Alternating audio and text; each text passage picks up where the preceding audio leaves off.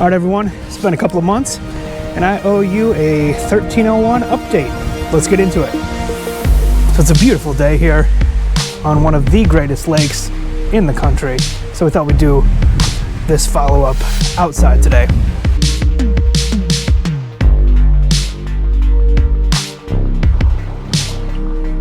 You guys know what it is. It's the Beretta 1301, and this is the marine version.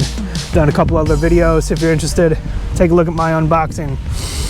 But at this point, I've had this for about 2 months, and I've gotten about just shy of 1,000 rounds through it, and I thought I'd fill you in on some of my thoughts and how things are going in terms of what I've changed, what I haven't.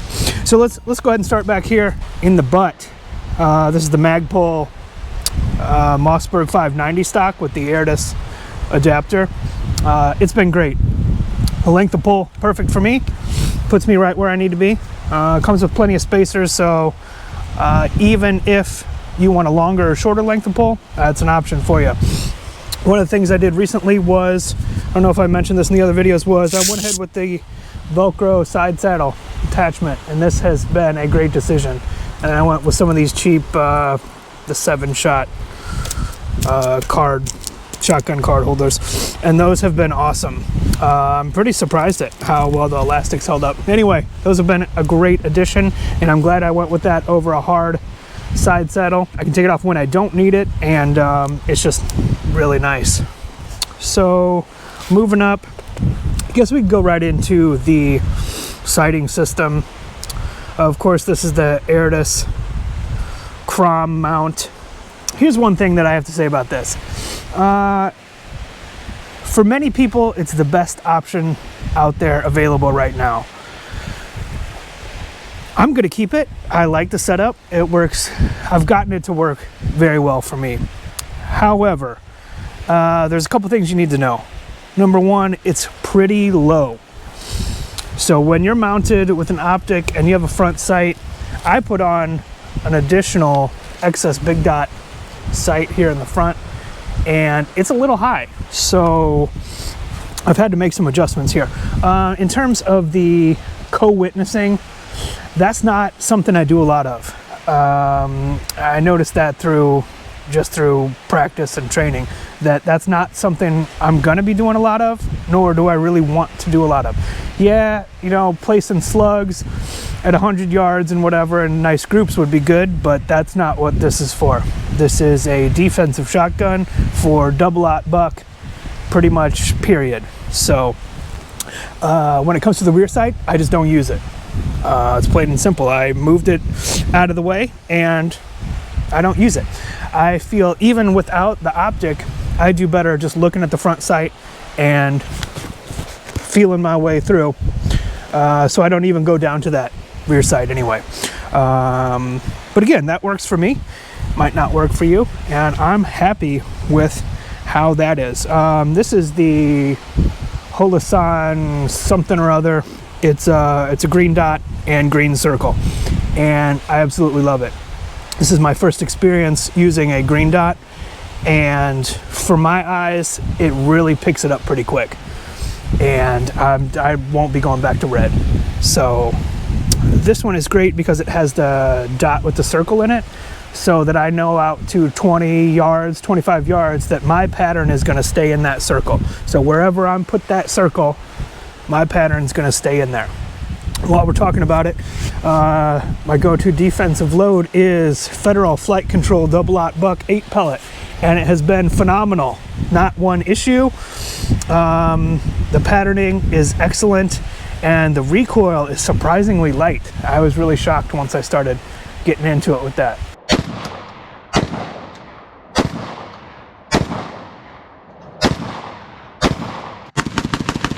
Anyway, we're moving on up. Let's go to the mag tube extension. This is the Nordic Components +2. All right, and it allows me to put the flashlight mount as well as the QD sling swivel right there, which is great for me. That's exactly how I want to get it set up.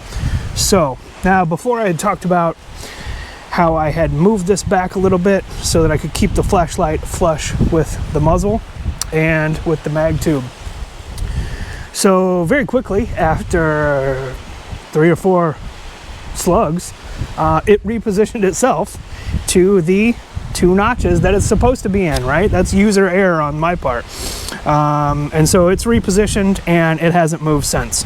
It stays right there and locks in, and it's been great. It's a little bit of overlap. You can see there, you can see here, but I don't mind that, and kind of protects the muzzle and the choke tube anyway. So that's been great.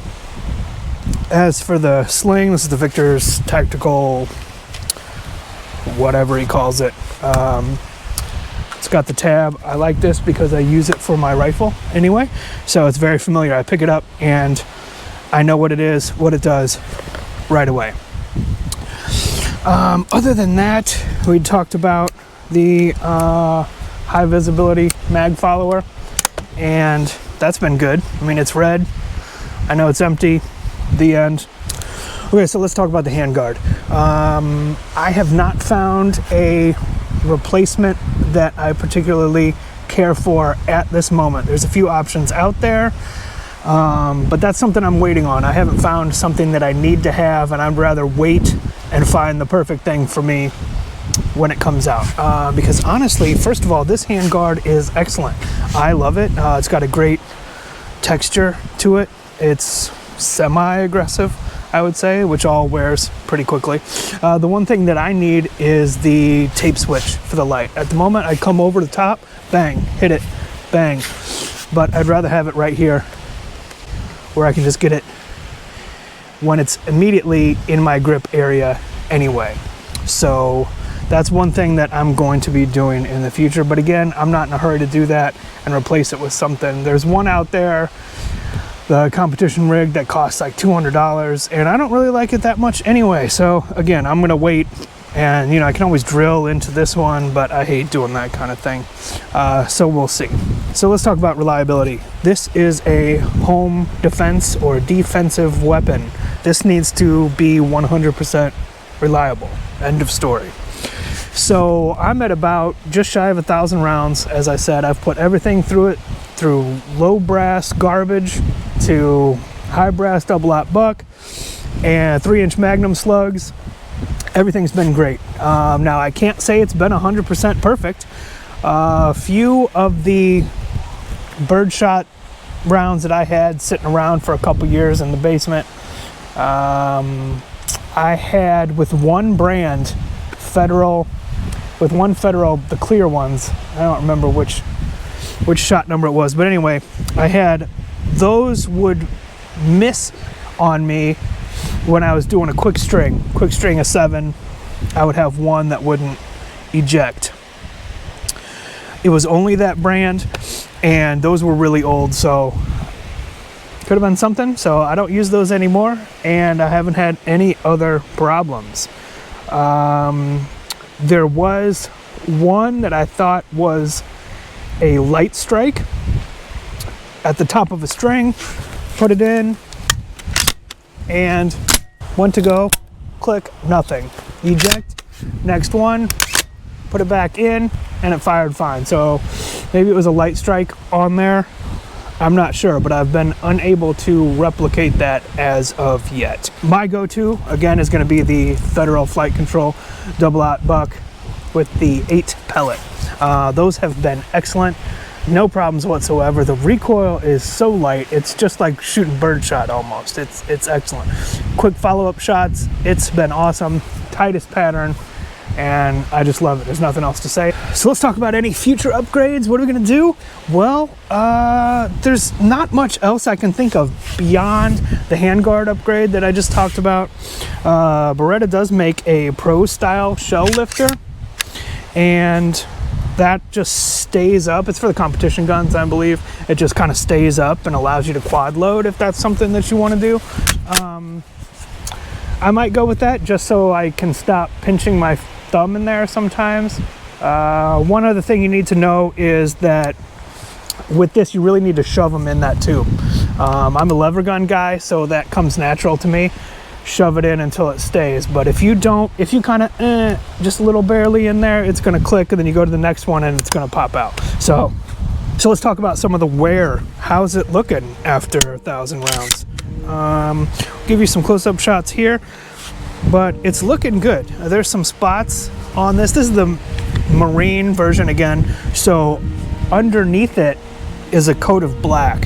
So when you get some deep scratches or some heavy marks on here, what you're gonna have is black from underneath showing through. So that's how it's gonna wear for all you cosmetic freaks out there. If you guys don't mind, if you like the video, click like. If you could consider subscribing, it really helps me out a lot, and it's free. It doesn't cost you anything. Or just leave a comment telling me how I'm wrong about the site setup, or I'm wrong about whatever. I love to have those conversations with you. All right, and that about does it for the Beretta 1301 in terms of where we've been, how it's going, what we're doing in the future. It's a great gun. I love it. It's staying with me. Just thought I'd put some thoughts out there in case you're interested or considering one for yourself. So until next time, keep your finger off the trigger. We'll see you later.